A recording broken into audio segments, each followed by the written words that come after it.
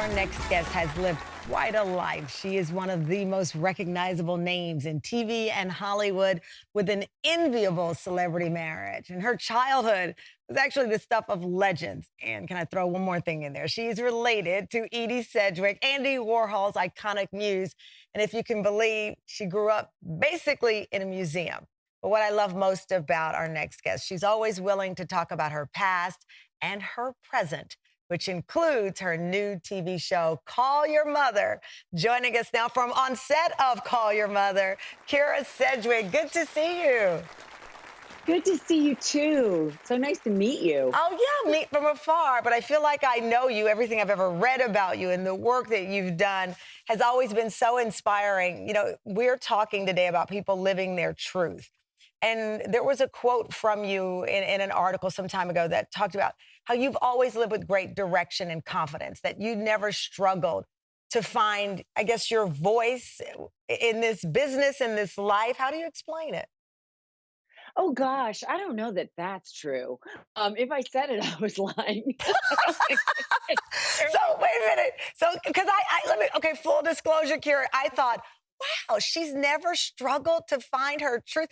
Every person has done that. And I thought you were about to drop some like wisdom salt on me. So it's good to know you're a real person and you too have struggled to find your truth. Tell Oh me about God, it. I do nothing but struggle. I feel like I do nothing but struggle all the time. No, I mean, gosh, I mean, I've been in this business since I was 16 years old. I can tell you that I knew I wanted to be an actor when I was 12.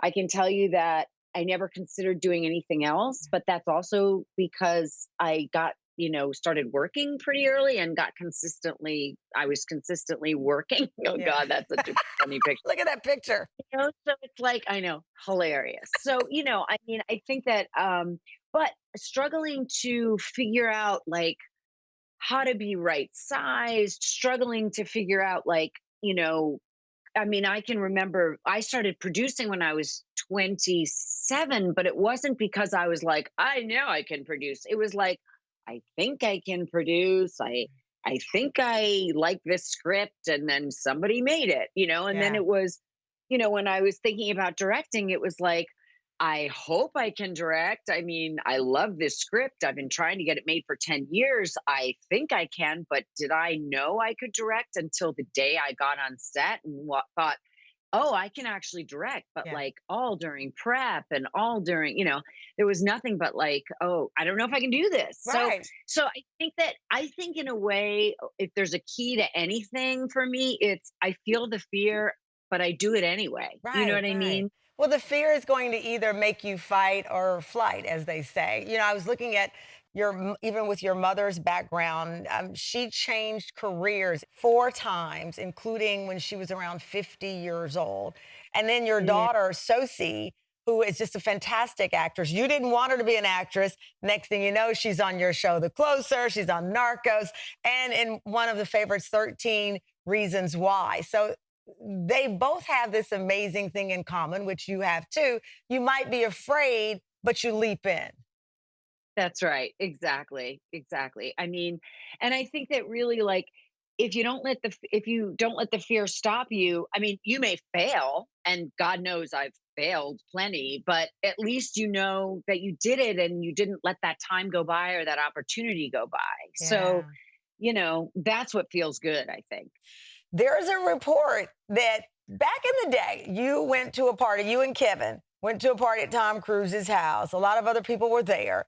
And as I understand it, they were talking and you felt a little left out of the conversation. So you wandered, air quotes, around Tom Cruise's house. Yeah. What were you, what happened? Well, so I mean, I didn't wander around the house, although I would have liked to.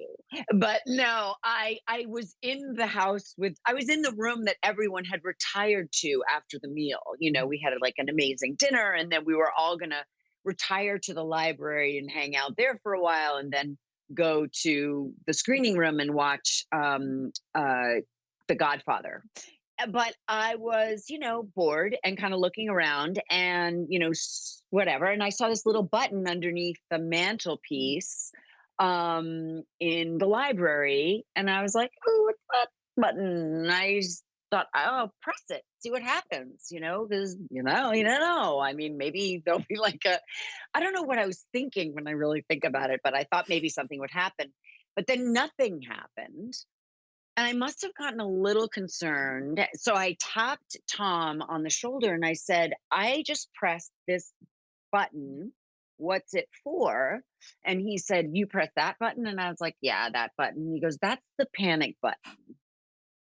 And so many, many, many cops came over and they would not leave until they saw him. So we couldn't start the screening. It was embarrassing. I was embarrassed. I was Yeah, embarrassed. I'm embarrassed now hearing it. I got to tell you, I was looking at the episodes and I thought about your son, Travis. As I understand, he moved out, then moved back in during the pandemic, and he's 30 years old. So your baby, who's a man, is back home with you guys. How was that? Well, what happened was he moved out to LA and he was just staying with us for a little while. And it happened to coincide with the beginning of the pandemic. So, there was no moving out at that point. He's since moved out. But we did move it. We drove across country together. And I couldn't believe he asked me to actually drive across country with him, which was like, kind of a vote of confidence as a mom.